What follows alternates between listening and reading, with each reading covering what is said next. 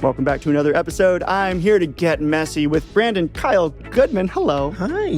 I am so glad that you're here today. I'm happy to be here. When I first outlined this episode, it was self-love and everything self-love. Yeah. And I've had like this most crazy, stressful week, and you're the perfect energy to have today. Thank you. We'll have a soft time together.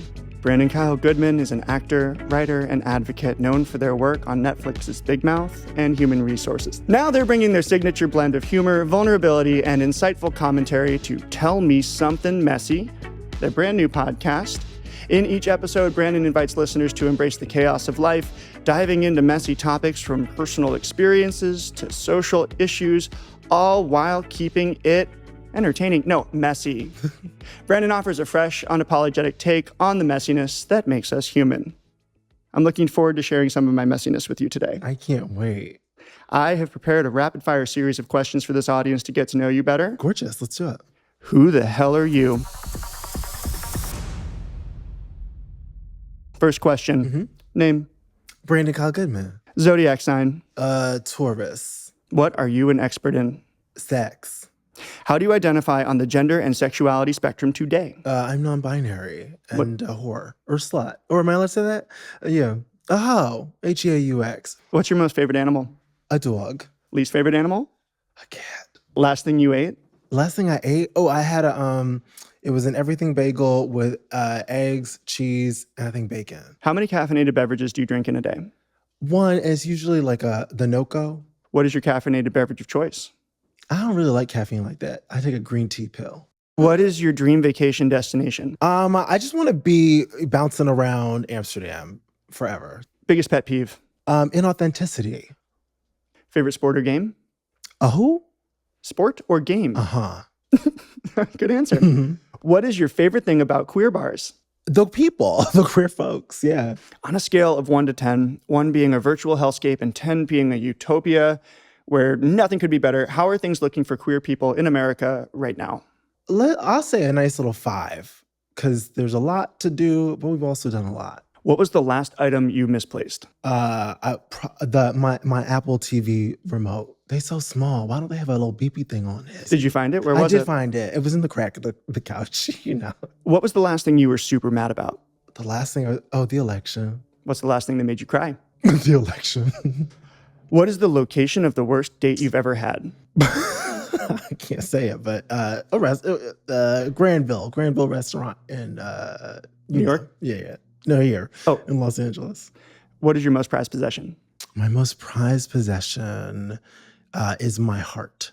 Good answer. Thank you. You survived the rapid fire series of questions.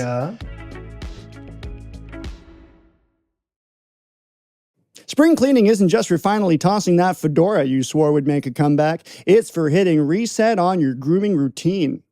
Manscaped's Beard and Balls bundle has you covered from cheek to cheeks. Clearing out the overgrowth winter left behind, it is time to weed whack, hedge trim, and make sure the lawn is looking manicured for the season.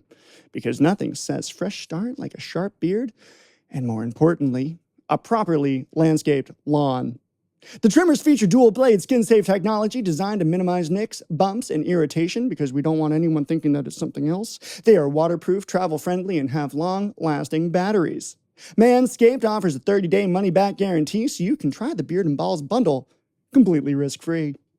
Don't cut corners on your grooming routine. Upgrade to the Beard and Balls bundle from Manscaped by visiting manscaped.com. Use code MAXEMERSON to get 20% off plus free shipping. Or, if you need it today, like an emergency, you can find Manscaped at a store near you. Stay fresh this season. For everyone's sake, level up your grooming game today. Manscaped.com, promo code MAXEMERSON. I want to talk about your podcast. Please. How's it going? What have you learned? It's going well. I've learned so much. The whole intention of the podcast is to destroy shame around sex by talking about sex, because sex is this taboo thing, and yet it governs everything. Like sex and sexiness is in literally everything, and we won't talk about it. So I've talked to people about divorce, about friendships, about anal Botox, about, keeping the spark alive, about family and parents, like anything that touches your identity. I love that you said all these like wholesome, sweet things and just like slipped in an anal Botox. Yeah, because, I learned there are 3 kinds of holes. Does that make it looser? So yes, you can relax yourself. Okay. So there are 3 types of holes. There's a large percentage of people who can take anything in their holes. There's people who are in the middle, and then there's some people who really can't. Like even shitting is difficult. Is this an even distribution? It's like 1/3, 1/3, 1/3? No, it's not. Okay. I think it's like 70% can do whatever, and I'm in that percentage, and then it goes down from there. But the people who like are in the middle or like tough anal Botox. Wait, so 70% can fit anything they want? I'm saying 70%, but you have to listen to the pod because the actual numbers are there with Dr. Evan Goldstein. He told me, but yeah. So you do the anal Botox along with other things that help you loosen. But anal Botox people can also use for like to shit well, because sometimes people can't. Straight people, they're clenching. Yeah, they're not eating their fiber. They're dehydrated. Yeah, and they're trying to get things out, and so anal Botox can be part of that support system. I did learn when I was 26 years old that anal fissures are just as common in straight people as they are in queer men. Yeah. Wow. Or recipients of butt sex, I should say. Oh, there you go. Because not just straight people. Yeah. Non-butt sex havers. Non-butt sex havers. Is that the correct term for the people who identify as? Non-anal sex having folks. What's their flag look like? Oof. It's just brown. I'm so sorry. I see what we're looking forward to in this podcast. So please make sure to follow and subscribe to it. What was your journey to sex positivity like? Challenging, difficult. I grew up in the church. I'm a pastor's kid. My grandmother was a minister. My mom currently is a born-again Christian. We have not talked to each other in 14 years since my grandmother passed away. She's very devout, and I'm very gay. You don't talk to either of your parents? I've never knew my dad. So my mom is the only parental figure, along with my grandmother and my godmother, both of who have passed away. So I don't talk to my family. But so that was part of the journey to this sexual positivity, was how do I learn to love myself? How do I learn to love who I am and my queerness and my blackness and the intersectionality of it all?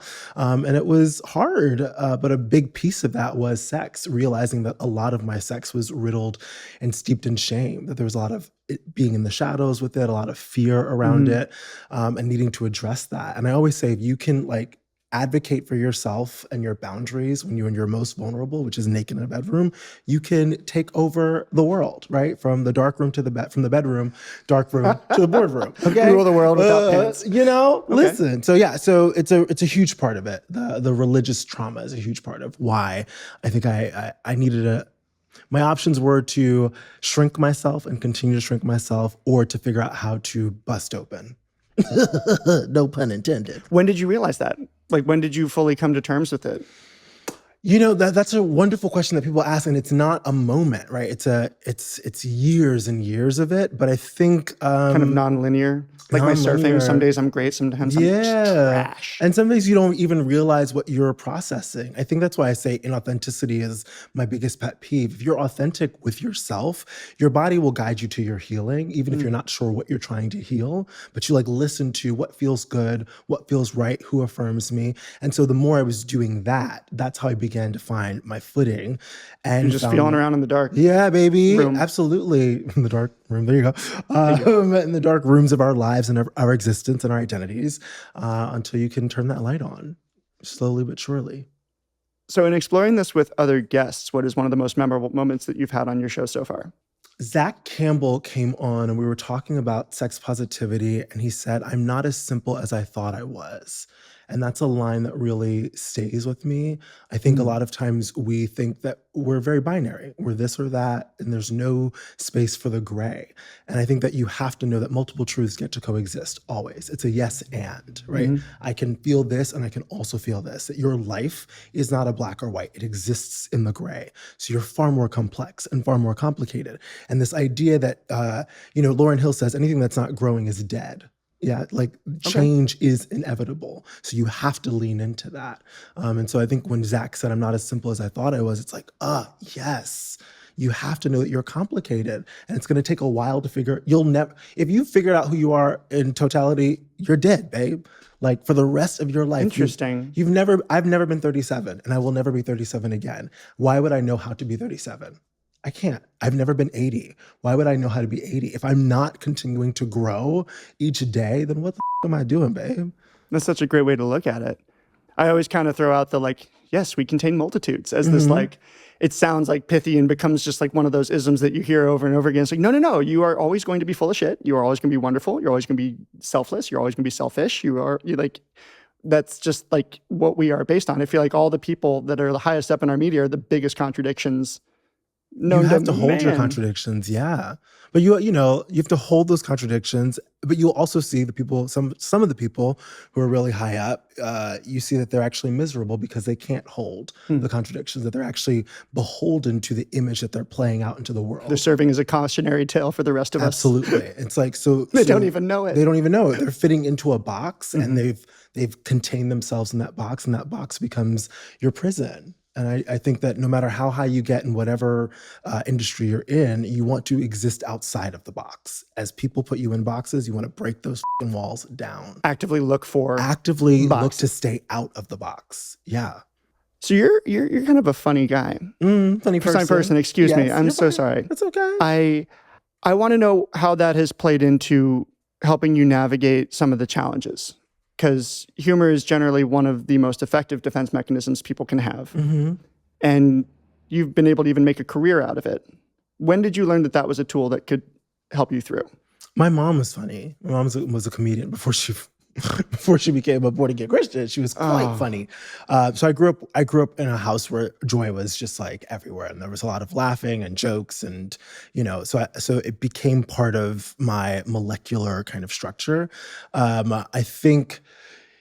I think Big Mouth, getting on that show, maybe actually before, I was doing my stage shows. I did this character, Latrell Levine, LeBron, Lucius Lacrosse, Latavia, Lactate Jackson, who was a talk show host. If Wendy Williams meets Oprah meets Nene Leakes. If they had a baby, it would be Latrell, who at the time because I didn't have the language, didn't realize, but I would say Latrell's non-binary, but at the time I just called him a fabulous gay person who wore heels and makeup and whatever. Sure. But it was in the way that I was able to talk about things funny, but also hit you at the end with something, and saw how the audience was responding, that I was like, oh, this is my superpower. Because I'm really here to tell you to love yourself. But I know if I say, hey, baby, love yourself, you're going to be like, you're corny, right? And so I got to talk and make jokes and whatever, crack you open. Like, laughter is how you trust. Like, I really believe if you can make somebody laugh, they'll trust you. And then you can serve them, the real heavy medicine stuff, the messy stuff, But it's about, I think laughter is such a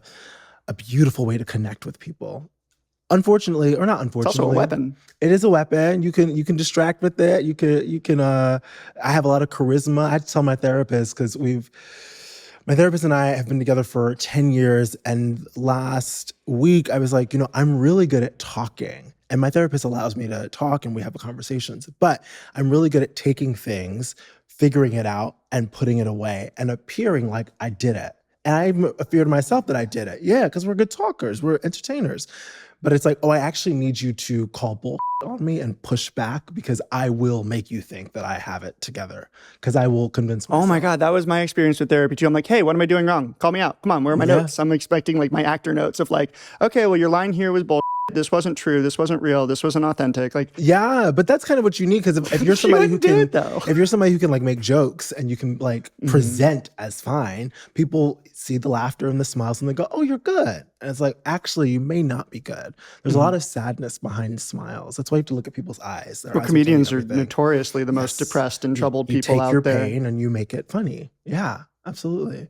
Wow. There's so much in everything that you're saying that it's hard for me to get to the next question, because I'm just like, yeah. So you crowdsource messy stories. Any favorites?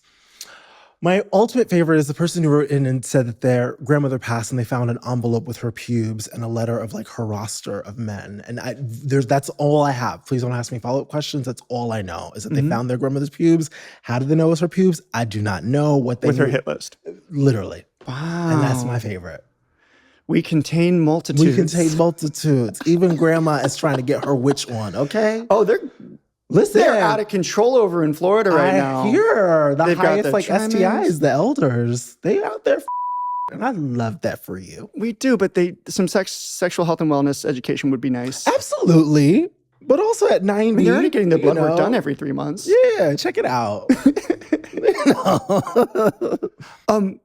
Because this show is geared towards our 16-year-old selves, would you mind talking a little bit more about kind of the decision to not talk to your family and how you were able to make that decision? Because I think there's a lot of people that are constantly questioning, like, is this worth it with their families?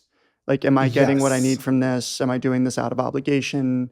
Um, it's a hard thing for anyone to navigate, families, period, but especially from just kind of the queer perspective and dealing with religious hate, because that's not an experience I have ever had to deal with. In my Yeah. family, it was like we knew things were okay once we could start cracking jokes again. Yeah. But I would love to have a voice kind of sharing how you got there. Yeah. I mean, I always want to start this with saying it's not something I say with pride, right? Like I'm not like happy that I don't talk to my family. It's not something that like I boast about. It's quite painful, you Yeah. know, and to anyone, you know, I'm 13 years in, so uh the wounds have healed a bit, but I often say the scars can still buzz from time to time. But for people, especially we're recording this in the middle of the holiday season, you know, the wounds can be quite fresh and it can feel quite dark and bleak. And I remember 13 years ago, it felt quite dark and bleak. It was a decision I made out of necessity, not by choice.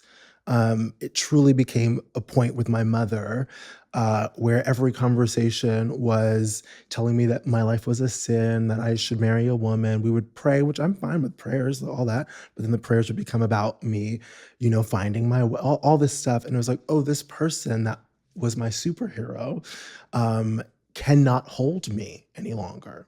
And so I have to hold myself. And that's the hardest thing I think a person has to do when they have to. When a parent passes away, that is one thing, and that's a version of I need to hold myself. When your parent is living and well, but they just do not love you unconditionally, their love has conditions. It's Yeah. it's a different grief. Not one's not worse or whatever, just a different grief. And so I had to make an active choice. A choice wasn't made for me to say, oh, I can't be in this relationship and I have to set these boundaries. And it wasn't easy. You know, it started and then I would, I'd falter on them and we would talk and then it'd be like, oh, same bullshit again. And so I had to really work on my boundary muscle and get really Yeah. clear. And then, I will say it started with, hey, let's not talk about gay stuff. And I write about this in my book. You suggested that. I literally said, let's just not talk about the gay stuff. Because you're trying to salvage whatever you can. Yes, let's, we could talk about the weather. We could talk about plants. We could talk about anything, but let's just not talk about gay stuff. But that would always come up. And so then I just stopped talking to her. I just stopped responding, replying. And it is the best decision I ever made. I wouldn't be sitting here with you. I wouldn't have a book and a pod and be on Big Mouth and all the things. You wouldn't have the drive to share all this love and acceptance that you do today. Come on, I would not. I really wouldn't. It has made me who I am today, but at a massive cost. I've had to redefine what family is. Family for me is all chosen at this point. And I wouldn't multiple truths get to coexist. Of course, there are times that I wish I had a different journey, that I wish that my family, what is that experience? I would love to know who I would be if I had a family that was like, baby, you're great, go, versus having to rebuild that myself. At the same time, I wouldn't be this version of myself if I had that. So there's gratitude. That's amazing. Thank you. Yeah. Thank you so much for sharing that. It's a really recurring concept I hear is people share, like, with time having passed, being able to, I don't want to say reframe all these experiences, but to see it with a sense of gratitude. Yeah, time heals wounds. That's first and foremost. So when you're in it, especially if somebody's watching, it's your first year, your first month inside of it, it's going to feel like trash. It's going to feel awful. And I think you just have to be patient with yourself, give yourself a lot of grace. And as my godfather told me, lean on your friends, right? I said this, it's the first episode of the podcast. Friends are not just for brunch tables and dance floors. Yep. Like, that's fabulous and wonderful, but your friends are really for those moments where you are on your ass. Ask for help. And if you are around people that you cannot ask for help from, you got to change up who you're around. If the people only show up when you're shining your light, anything is attracted to the light, baby, right? If that's all they're showing up for, you got the wrong people around you. It's when you are at your weakest, those people that show up, hold on to them. That's what you need. That's community. That's tough though, because I feel like when you feel like that, you isolate. You isolate. You want to hibernate. You just want to recover and heal, but Absolutely. you can't really heal on your own. Absolutely. And that's why I want to say it out loud so that when you start isolating, you know that you hear the voice that says, ask for help. Ask for help. It's instinctual to be like, I don't want to be a burden. I don't want to, but you would do it for your friends, right? Like if my friends needed me in their weakest, I would be there in a heartbeat. If I couldn't get a hold of my friend, I'm calling. Where are you? What's going on? Yeah. That's who. So if that's how I'm showing up, I can't imagine that I have friends that wouldn't want to show up in the same way for me. And if I do, they got to go. First and foremost, you're absolutely correct, but it did make me think of a couple of friends that I have that their MO is often to just go to brunch and trauma dump on each other about their bad relationships and then just make the same mistakes over and over again. And maybe that's just how some people are able to, it's hard to kind of avoid that trap in some capacity, but at least you are out there and sharing and asking for help, even if you like, we're all repeating the same mistake over and over again until we learn a lesson. That just happens to be there. Well, there is a veil, right? Like there are people who enjoy their suffering and you have to like know who that is, right? There are some people. Is that a kink?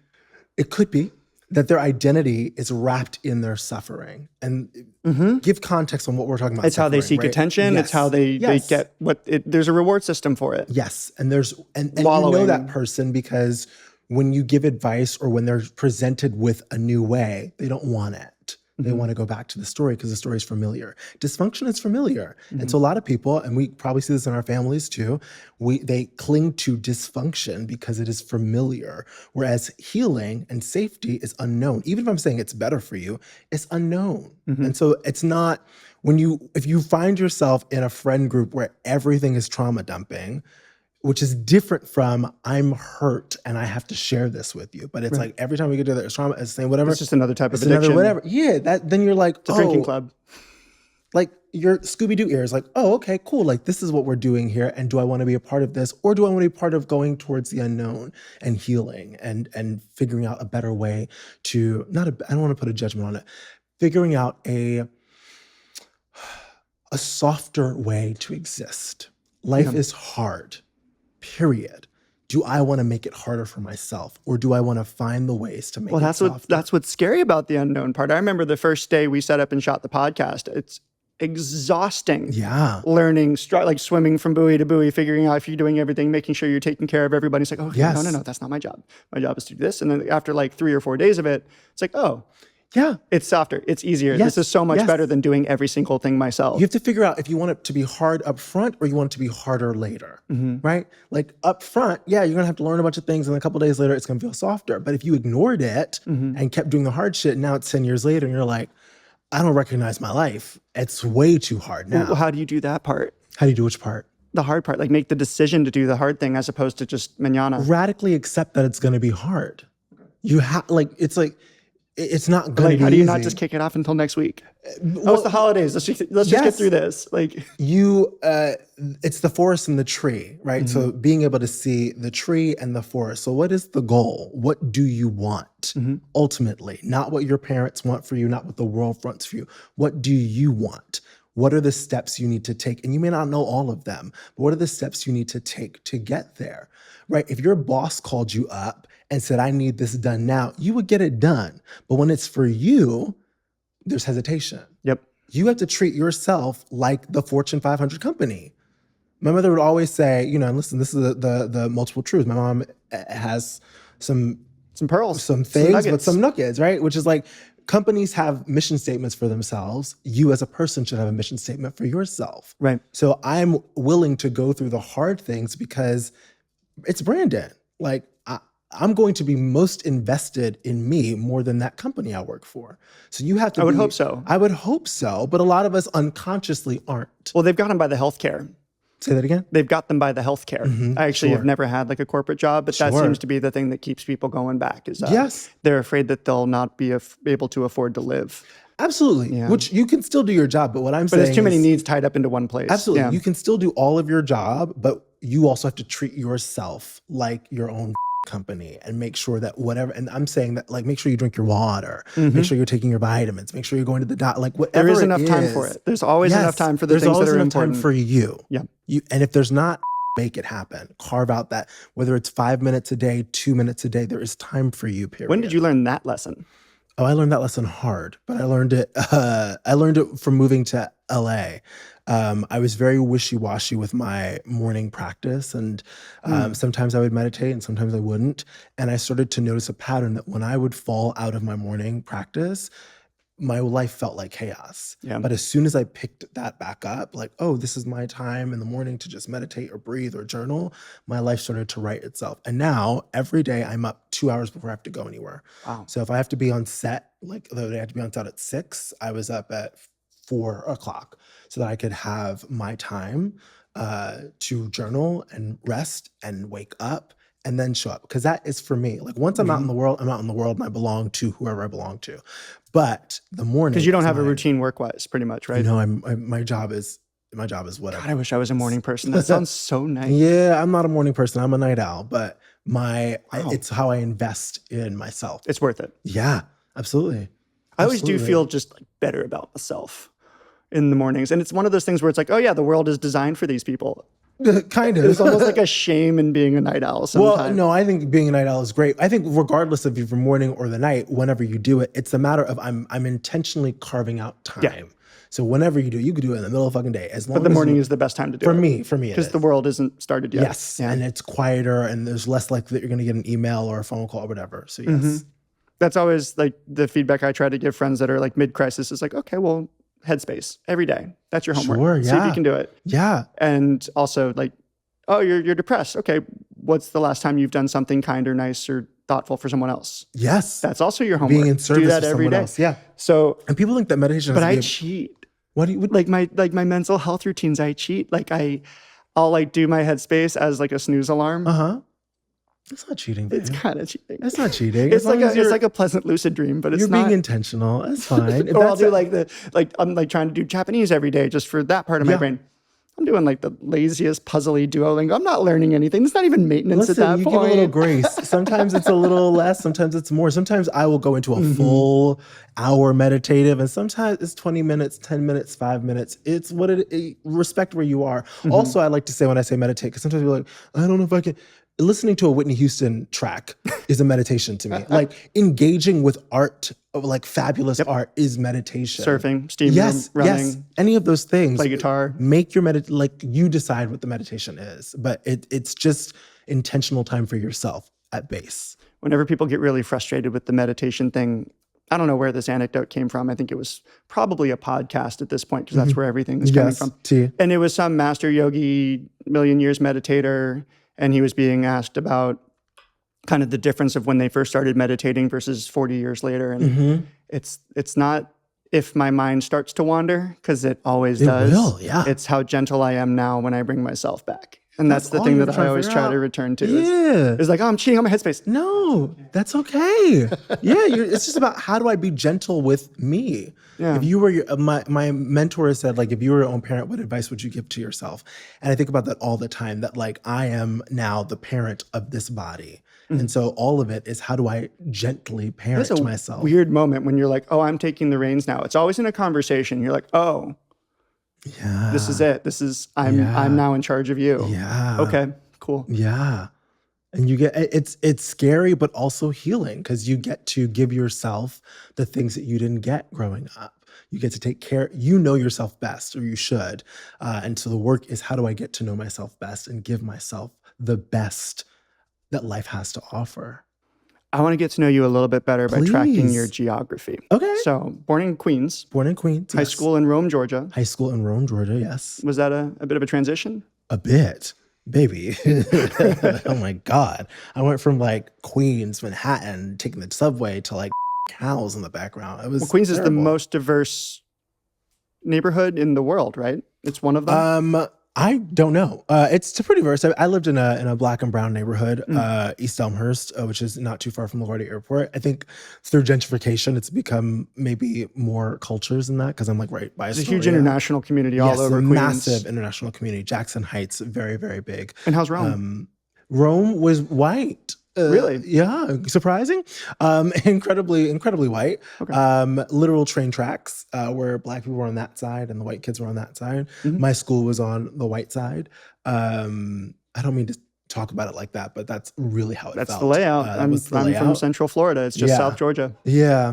And so it was interesting being a New Yorker dropped into this small town and also being queer and not knowing that, not having that information, being told that, but not knowing that for myself, my being non-binary, being gay, not having that. So it was rough. I was bullied. I had stalkers calling my phone, telling me they were gonna kill me.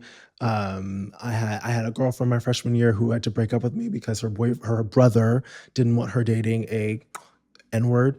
Wow, all fronts. Yeah. I had we were one day a couple kids got into a fight in like what was called the school store, like the rec room, and so I'm suddenly in the headmaster's office. It's a bunch of black kids on one side, white kids on the other side, it was not good.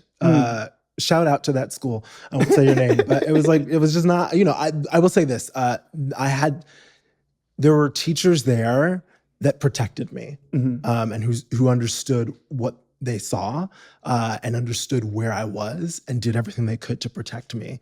And there were a couple friends there who did the same. And so by the grace of those angels, I survived it. But it was not pleasant by any stretch of the imagination, no. Were you a theater kid? Was there I was a theater kid. That was my refuge for sure. Nice. Doing all the plays, doing all the musicals, Revive. I had a very similar kind of, whatever you want to call that, structure of my school, and a sort of similar transition. I got expelled for smoking weed on a drama trip. Oh my God. It was how lame. It was the scandal of the century. Oh my God. I got a drinking violation, a pina colada on the trip to France.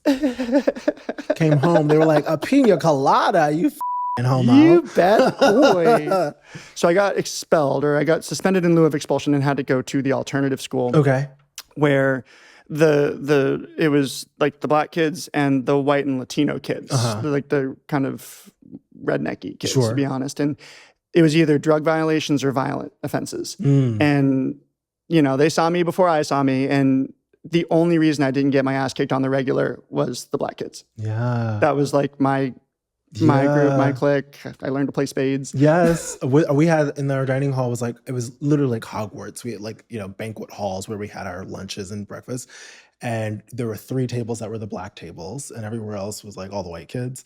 But periodically we would have like 1 or 2 white kids. And if a white kid was invited to sit at our table, like they were the cool ones in the school. Like there was so much. Okay. Yeah. Cause it was like, we were never let anyone. It's like the jock that does theater. Yes, exactly. Very much that vibe. Cool enough to pull it off. Yes. But also the black kids were the ones who actually protected me. Kia Charles, who is our first black homecoming queen, and Mike Jones, who is my roommate, really took care of me. Now he works at Netflix. Nice. Yes. So you got your ass right back to New York for college. Yes. What was Tisch like? I auditioned. I didn't get in. That's good. I've never booked an audition from a tape. And my friend was busy when I wanted to come up and audition. Listen. Was it fun? Is it what it's cracked up to be? Yeah, yes.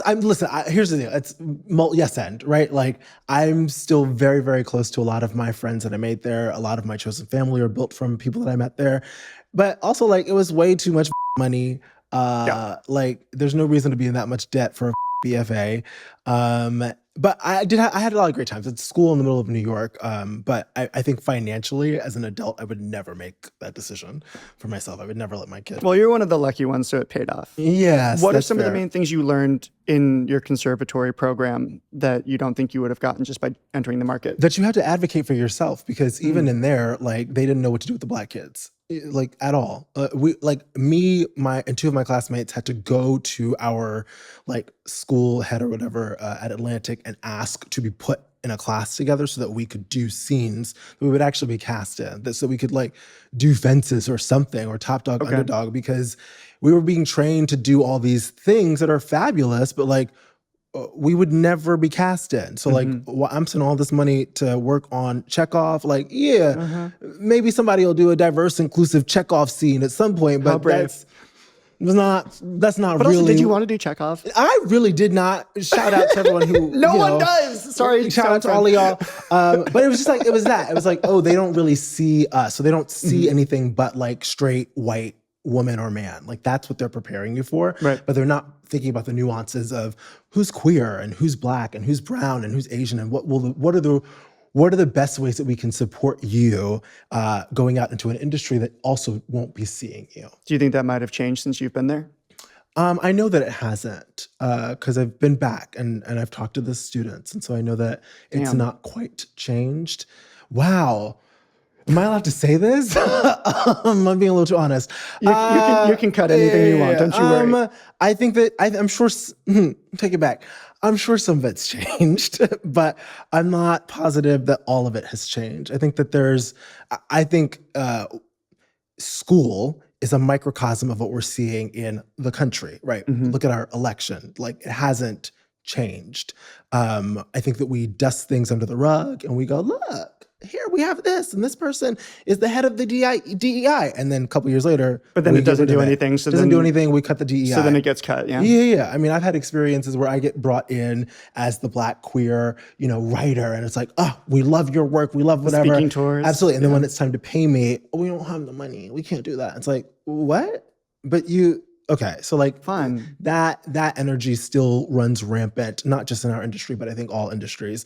And so I think schools reflect that. I think schools are just a microcosm of what's happening in the larger American landscape, which is that we aren't ready to have conversations about race, real conversations about race, real conversations about diversity. Now it's woke or whatever. And like, all that is like, oh, we need to acknowledge that there's a lot of pain here and we can't heal what we won't feel. And we don't want to feel any of this.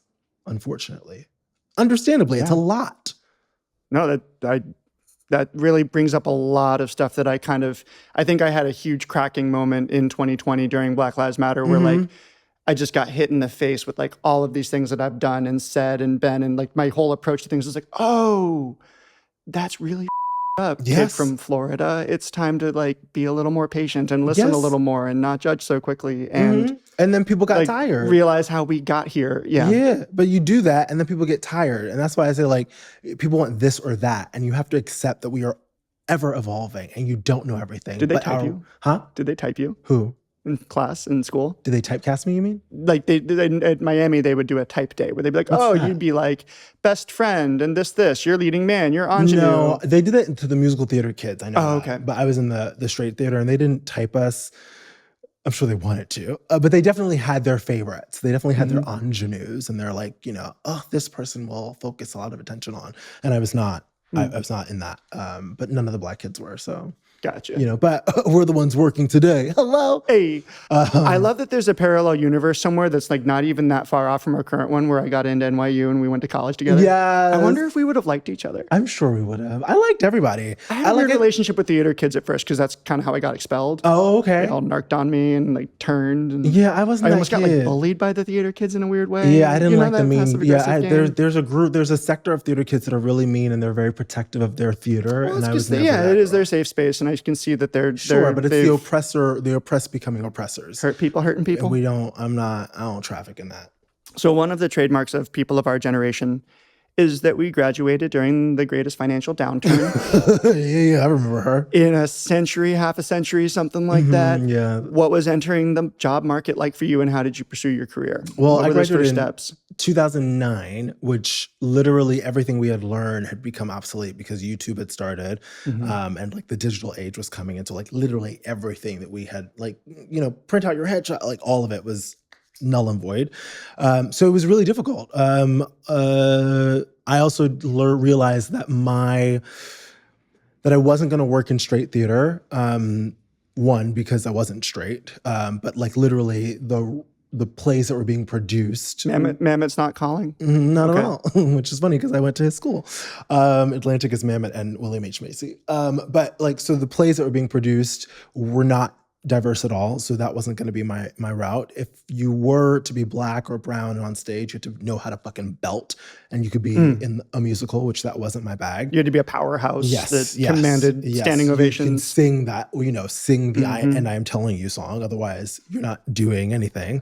So comedy became my safe haven. Comedy was doing a lot of stuff in terms of queerness, Blackness, brownness, like comedy. Stand-up, improv.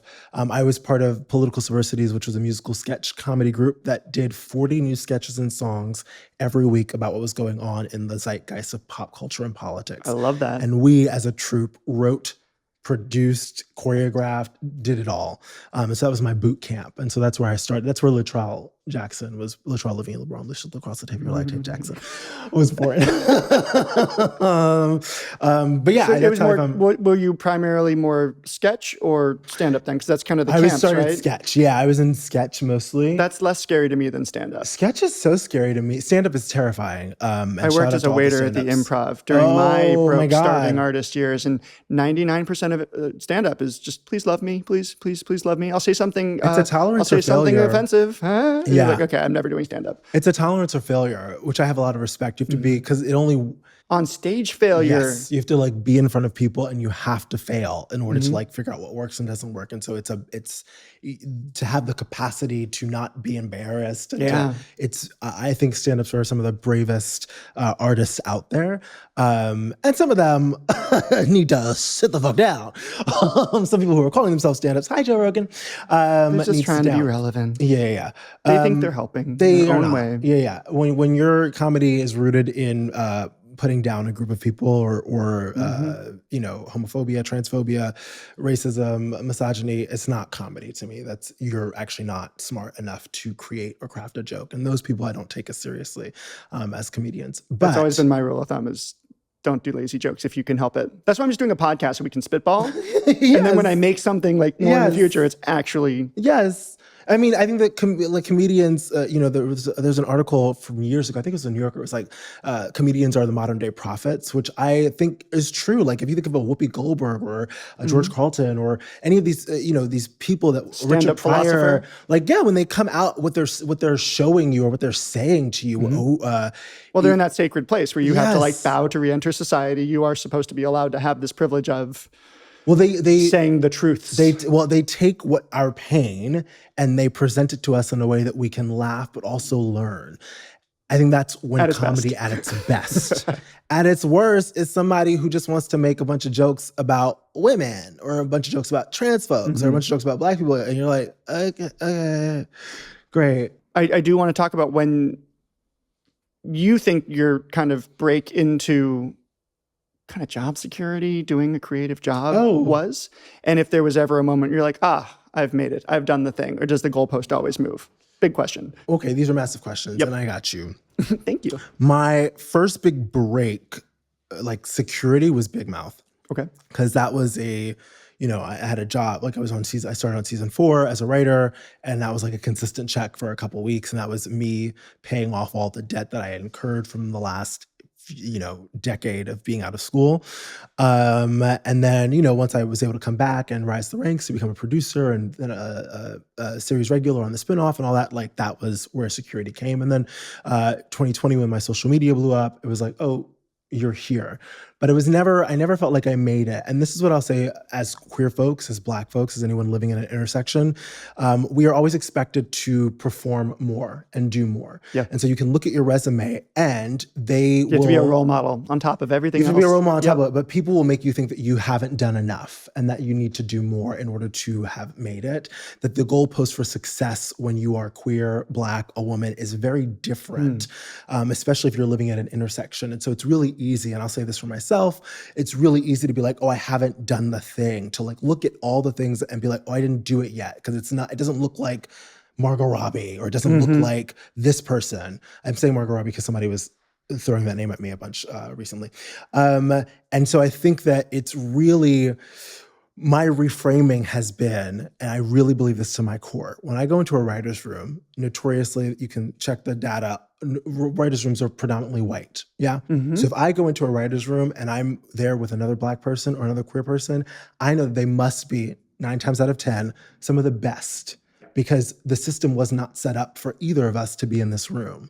And yet, when we're in this room, we can sometimes, not at Big Mouth is wonderful, but in some of these rooms can be made to feel like we should be grateful just to be here. Oh my God. So don't fight too hard for your idea. Yes. Bow down a bit, know your place. Yes. That was the phrase my dad used at one point, was knowing your place. Know your place, absolutely. There's that energy, that silent energy, sometimes very loud energy of know your place.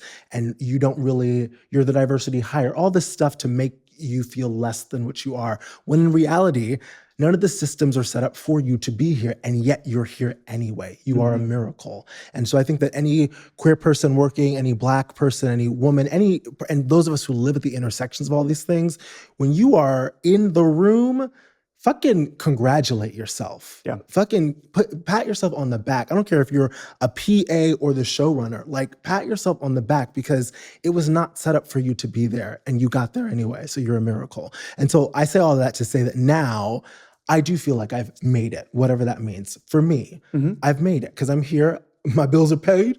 IRS is not looking for me. And I'm happy. Most importantly, I am happy and at peace. Because some people have all the whatever, and you talk to them, and we've talked to them. I've been in rooms with them. They are not at peace. Okay, so if you're happy and you're at peace and you're doing your gig, whatever that is, that to me is you made it. I love that. Yeah, it's kind of that. This is probably an old stat, but it was the idea of like you need to make about $70,000 for money to not affect your happiness. Sure. And then anything above that's like a nice bonus. I'm sure it's like 110 or something nowadays. Oh my God. But if you're not worried about where your next meal is coming from, money is not the problem for you. It is going to be something else. You either hate what you have to do for work, or you have relationship problems, or your dog's sick. There will always be something. Life is hard. And so how can you be soft inside of this hard life you've been given? Thank you so much for coming in. I've had a really rough week, so this is the medicine I needed to start a day of podcast. I'm so glad. But we like to end every single episode on a low note. Okay. A fight. Brandon has selected a controversial topic from a list of controversial topics. They will now share which topic they've picked, the stance they want to argue, and whether or not they want to go first. Yeah. I picked it, but I don't know what my stance is yet. Would you f your own clone? Would you have sex with your clone?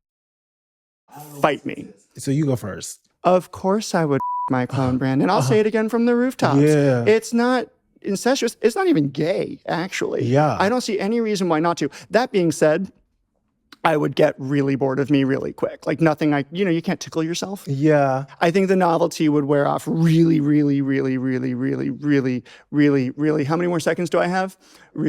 Really, really, really fast. Fight me. I would not my clone. And here's why. Because my instinct will be to protect them. The clone. My instinct will be to protect and to keep them virginal, because with sex comes problems. There we go. With sex comes problems. So the more money, the more problems, the more sex, the more problems. And I don't want people trying to come after my precious clone. And so I wouldn't